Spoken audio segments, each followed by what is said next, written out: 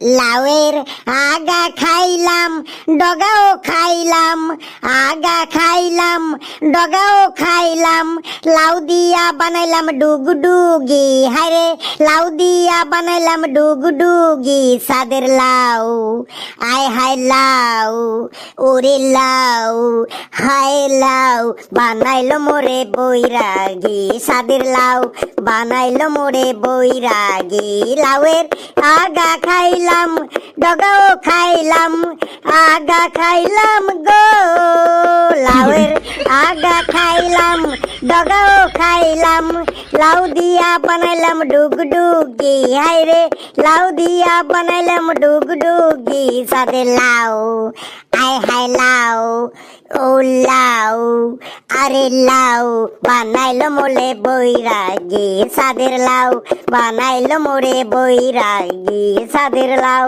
বানাইলো মোরে বৈরাগী। এই লাউ লাউ পরে করবি, ওই দেখ পেছনে স্যার আসছে। Good morning sir. Good morning sir. C C C, ক্লাসে তোদের গান গাইতে লজ্জা করে না? এই কদিন আগেই তোদের রেজাল্ট বেরিয়েছে, এক একজন 2-3 করে নম্বর পেয়েছিস, তাতেও তোদের লজ্জা নেই? আজ তোদের আমি অঙ্ক ক্লাস নেব, কিছু অঙ্ক তোদের আমি ধরবো, যদি ঠিকঠাক না উত্তর দিতে পারিস তাহলে বুঝবি ধোলাই কাকে বলে। অনেকদিন ধরে তোদের কোনো ধোলাই হচ্ছে না, আজ বুঝবি ধোলাই কাকে বলে। সবাই চুপচাপ বসে পড়। ফেলুরে, আজ মনে হয় স্যারের প্রেশার একদম হাই, আজ আমরা কেউ ওনার হাত থেকে বাঁচতে পারবো না। চুপচাপ থাক, না হলে শুধু ওনার হাত কেন, ওনার পা থেকেও আজকে আমাদের কেউ বাঁচাতে পারবে না। তোদের অঙ্কের সিলেবাস তো অর্ধেক শেষ হয়ে গেছে, কারো কিছু মনে আছে? ধরবো কয়েকটা অঙ্ক। কি ব্যাপার, সবাই চুপচাপ আছিস যে? স্কুলে আসার সময় সবার কানের মধ্যে কি ট্রাক্টর ঢুকে গেছে যে কানে শুনতে পাচ্ছিস না কেউ?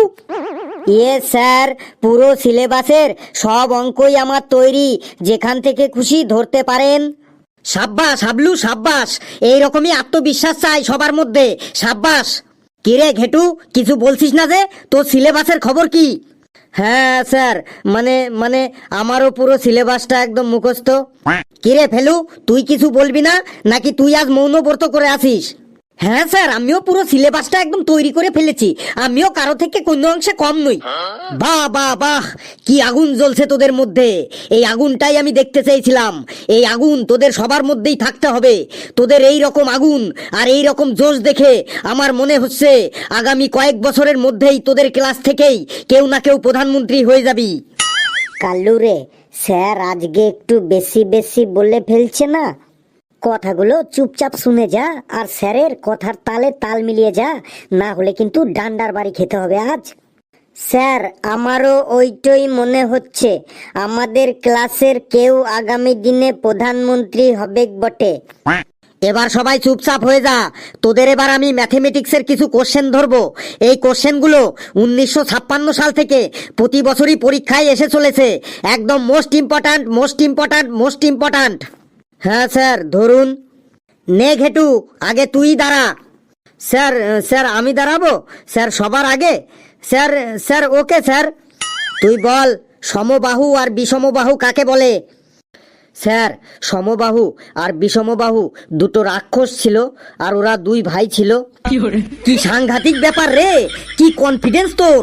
প্রতিদিন সকালে আমি ঘুম থেকে উঠে মনে মনে ভাবি আজ তোদের ক্লাসটা খুব শান্তভাবে করব, কিন্তু তোরা কেউ না কেউ ঠিক আমার মেজাজটা একদম গরম করেই ছাড়বি। স্যার, আমি বলবো সমবাহু আর বিষমবাহু কাকে বলে। বল বল। স্যার, প্রত্যেকটা মানুষের হাতে 2টি বাহু থাকে, যার দুটো হাতের দুটো বাহুই সমান তাকে সমবাহু বলে, আর যার একটা হাতের বাহু ছোট আর একটা হাতের বাহু বড় তাকে বিষমবাহু বলে। কি, তোরা এই সমস্ত লজিক কোথা থেকে পাস বলতো? কেউ বলতে পারবি সমবাহু আর বিষমবাহু কাকে বলে? আমি বলছি স্যার। বল হাবলু, তুই তো একাই এই ক্লাসের মান সম্মানটাকে বাঁচিয়ে রেখেছিস, তুই বল। স্যার, সমবাহু আর বিষমবাহু ত্রিভুজের নাম, যে ত্রিভুজের 3টি বাহুই সমান তাকে সমবাহু বলে, আর যে ত্রিভুজের 3টি বাহু অসমান তাকে অসমবাহু বলে। সাব্বাস বেটা সাব্বাস, বসে পড় বেটা। ঘেটু, তুই কেন বসলি রে? তোকে আমি বসতে বলেছি? আপনি বললেন বেটা বসে পড়, আমি ভাবলাম আমাকেও বলেছেন। স্যার আমিও একটু একটু ভাবছিলাম ত্রিভুজকে সমবাহু আর বিষমবাহু বলে। তোর ভাবার কোনো দরকার নেই, ভাবার মতো কোনো শক্তিই নেই তোর মধ্যে। তোকে আরেকটা প্রশ্ন জিজ্ঞেস করছি, তুই তৈরি হয়ে যা। প্রশ্ন জিজ্ঞেস করুন স্যার, এবার আমি একদম তৈরি। এবার আমি 1 মিনিটের মধ্যেই উত্তর দিয়ে দেবো স্যার। খুব মন দিয়ে তোর দিমাগটা খুলে প্রশ্নটা শোন। প্রশ্নটি হলো, মনে কর তোদের বাড়িতে একটি ছাগল আছে, আর সে প্রতিদিন 1 লিটার করে দুধ দেয়, আর তুই ওই 1 লিটার দুধ 40 টাকার বিনিময়ে বাজারে বিক্রি করে দিয়ে আসিস। একদিন দুধ বিক্রি করে বাজার থেকে আসার পর দেখলি তোদের বাড়িতে কিছু অতিথি এসেছে। ওনাদের চা করে দেওয়ার জন্য তোর মা তোকে বলল, যা বাজার থেকে 1 লিটার দুধ নিয়ে আয়। আর তুই বাজারে গিয়ে দেখলি তোর ওই দুধটি 47 টাকা লিটারে বিক্রি হচ্ছে, আর তার মধ্যে 200 গ্রাম জল মেশানো হয়েছে। এবার তুই বল, তোর বিক্রি করা দুধ তুই কিনে এনে কত টাকা লাভ বা লোকসান করলি?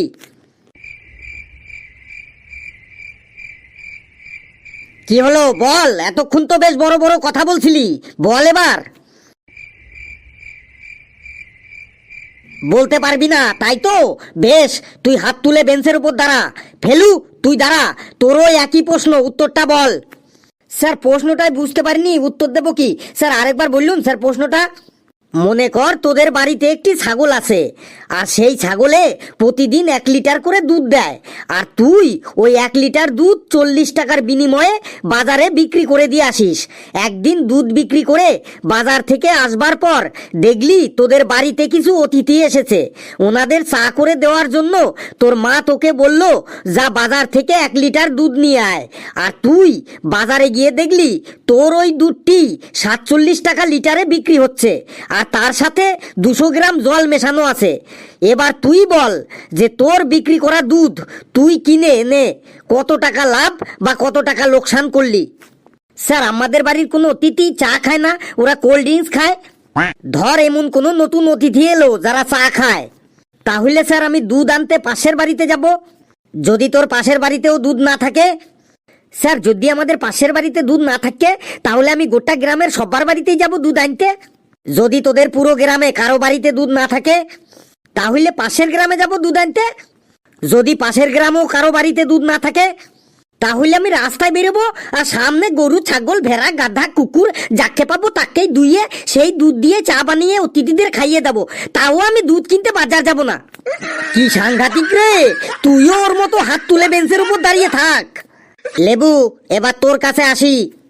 প্লিজ স্যার, আমার কাছে আসতে হবে নাই, আপনি ওখান থেকেই বলুন। বেশি পাকা হয়ে গেছিস দেখছি। তুই বল, মাসিক 5% সুদের হারে তুই কাউকে 10,000 টাকা ধার দিলি, তাহলে 1 বছর পরে তুই সুদে আসলে কত টাকা ফেরত পাবি? স্যার আমি গরিব বটে, কাউকে 10,000 টাকা সুদে দেওয়ার মতো ক্ষমতা আমার নেই। আর স্যার সুদে টাকা খাটানোটা হলো পাপ, তাই আমার 14 গোষ্ঠী কখনো সুদে টাকা খাটায়নি, আর আমিও কোনোদিনও সুদে টাকা খাটাবক নাই। তাই আমি এই প্রশ্নটার জবাব দিতে পারবক নাই। তুই তো শুধু ইসরে পাকা না, তুই একদম কুড়িতেই পাকা। তুইও বেঞ্চের উপর দাঁড়া হাত তুলে। স্যার আমি বসবো, আমার পাটা কেমন যেন একটু টনটনাটন করছে। তোর পা টনটনাটানি করুক আর ঢনঢনাটানি করুক, আমি তোকে বসতে দেবো না, তুই দাঁড়িয়েই থাক। চল কালু এবার তুই দাঁড়া, তুই বল একটা জ্যামিতি বক্সের মধ্যে কি কি থাকে? স্যার মেয়েদের জ্যামিতি বক্সে নাকি ছেলেদের জ্যামিতি বক্সে? কি বলতে চাইছিস তুই? ছেলেদের জ্যামিতি বক্স আর মেয়েদের জ্যামিতি বক্স কি আলাদা হয়? না স্যার, ছেলেদের আর মেয়েদের জ্যামিতি বক্সগুলি সব একই থাকে, কিন্তু জ্যামিতি বক্সের ভেতরের জিনিসপত্রগুলি সব আলাদা থাকে। কেমন আলাদা থাকে শুনি? স্যার মেয়েদের জ্যামিতি বক্সের মধ্যে কানের দুল থাকে, নাকের দুল থাকে, কপালের টিপ থাকে, নানান রকমের স্টিকার থাকে, লজেন্স থাকে, লিপস্টিক থাকে, সানস্ক্রিন সেফটি পিন থাকে, আবার 20-30 টাকাও থাকে।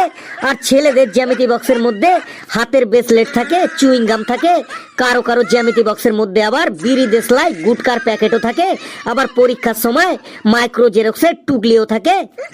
বাপরে বাপ, তুই আর রাগাস না আমাকে, আমার প্রেশার কিন্তু একদম সরসর করে বেড়ে যাচ্ছে। তুইও হাত তুলে ওদের পাশে বেঞ্চের উপর দাঁড়িয়ে পড়। স্যার আমি একটু বসবো? স্যার আমার মাথাটা কেমন যেন একটু ঝনঝন করছে। বেশ, তোকে একটা প্রশ্ন ধরি, যদি বলতে পারিস তাহলে তুই বুঝতে পারবি। স্যার তাড়াতাড়ি বললুন স্যার। তুই বল জ্যামিতি বক্স কাকে বলে, আর জ্যামিতি বক্স আমাদের কি কি কাজে ব্যবহার করা হয়? স্যার ছোট্ট পড়া একটা টিনের বাক্স, তার মধ্যে প্লাস্টিকের 3 কোনা 4 কোনা গোল চ্যাপটা কতগুলো জিনিস থাকে, আর একটা একমুখ্য বড় সুচ থাকে, আর একটা দুমুখ্য বড় সুচ থাকে, আর একটা কাঠের কলম থাকে, আর একটা রবার থাকে। সেই বাক্সটিকে জ্যামিতি বক্স বলে। সাব্বাস ফেলু সাব্বাস, তুই না বললে আমি জানতেই পারতাম না যে জ্যামিতি বক্স কাকে বলে। স্যার জ্যামিতি বক্স আমাদের কি কি কাজে লাগে সেটা শুনুন। বল বল, আজ তুই আমাকে অজ্ঞান করেই ছাড়বি, আমি বুঝতে পেরে গেছি। থামলি কেন, বলে যা জ্যামিতি বক্স আমাদের কি কাজে লাগে। স্যার জ্যামিতি বক্সের মধ্যে যে একটা প্লাস্টিকের চ্যাপটা দণ্ড থাকে ওটাকে স্কেল বলে। ওটা আমাদের কেক কাটতে, পনির কাটতে, হাত পা চুলকাতে, পিঠ চুলকাতে ব্যবহার করা হয়ে থাকে। অনেক সময় ওটা কাউকে চাটি মারার অস্ত্র হিসেবেও ব্যবহার করা হয়। তারপরে একটা একমুখ্য আর একটা দুমুখ্য বড় সুচ থাকে, তাকে কাটা কম্পাস বলে। এই কাটা কম্পাস যে কোনো কিছু ফুটো করতে, যেমন তেলের কৌটোর মুখ ফুটো করতে, ওষুধের ছিপি ফুটো করতে, সসের বোতলের মুখ ফুটো করতে, হাত পা চুলকাতে, দাঁতের ময়লা বার করতেও ব্যবহার করা হয়। তারপরে ওই কাঠের যে কলমটা থাকে ওটাকে পেন্সিল বলে। এই পেন্সিল আন্ডারপ্যান্টে দড়ি ভরতে, কানের ময়লা বার করতে, মাথা চুলকাতে, পিঠ চুলকাতে, বোতল থেকে জমাট বাঁধা নারকেল তেল বার করতে, আবার কখনো কখনো চাটি মারার কাজেও ব্যবহার করা হয়ে থাকে। আর কিছুর ব্যবহার আমি শুনতে চাই না, তুই থাম, না হলে কিন্তু তোকে এবার আমি একটা অঘটন ঘটিয়েই ছাড়বো। এই যারা দাঁড়িয়ে আছিস তারা দাঁড়িয়েই থাকবি যতক্ষণ না অব্দি ঘন্টা পরে ছুটির ঘন্টা। সত্যি বাবা, কি সাংঘাতিক কি সাংঘাতিক। বন্ধুরা ভিডিওটি কেমন লাগলো আপনারা কমেন্টসে জানাবেন, আর ভিডিওটি লাইক করবেন, যত পারেন শেয়ার করবেন, আর চ্যানেলটিকে সাবস্ক্রাইব করে আমাদের সাথেই থাকবেন। হাসতে থাকুন, সুস্থ থাকুন, যত বেশি হাসবেন তত বেশি সুস্থ থাকবেন। সকলে খুব খুব ভালো থাকবেন।